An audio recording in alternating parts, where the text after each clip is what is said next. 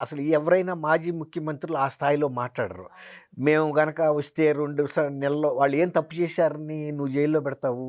వాళ్ళు ప్రభుత్వ పరంగా పిలిచిన టెండర్‌కి స్పందించి, ఆ మెడికల్ కాలేజెస్‌ని అఖిల భారత మెడికల్ కౌన్సిల్ నిబంధనలకు లోబడి వాటికి టెండర్‌లేసి ఆ కాలేజెస్ తీసుకొని వాటిని నిర్మించి, వాటిని నిర్వహించాల్సిన బాధ్యత తీసుకుంటున్నారు.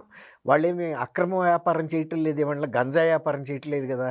మరి అలాంటప్పుడు నువ్వు ఆ విధంగా బెదిరిస్తున్నావంటే, రాష్ట్రంలో ప్రజల యొక్క ప్రగతిని ఒక రకంగా మెడికల్ ఎడ్యుకేషన్ వస్తది పేద ప్రజలకి, పేద విద్యార్థులకి. రెండోది పేద ప్రజలకి వైద్య సేవలంతే.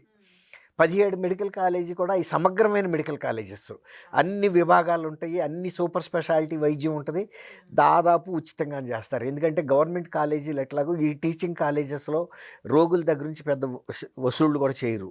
ఎందుకంటే అది పిల్లలు నేర్చుకోవటం కోసం ఆ రోగుల్ని ఉపయోగించుకుంటారు. అంటే ఎలా వైద్యం చేయాలనేది వాళ్ళకి ట్రైనింగ్ ఇస్తారు. అక్కడుండే ప్రొఫెసర్‌లు, ఇదిగో డాక్టర్లు, ఇది పలానా జబ్బు, దీనికి లక్షణాలు ఎలా ఉంటాయి, దీనికి వైద్యం ఎలా ఉంటది అని అయన్నీ కూడా టీచింగ్ ఆ విధంగా పిల్లలకి నేర్చుకోవటానికి ఒక అవకాశం. అందువల్ల పేషెంట్స్‌ని వాళ్ళు ఎక్కువ ఆదరణగానే చూస్తారు.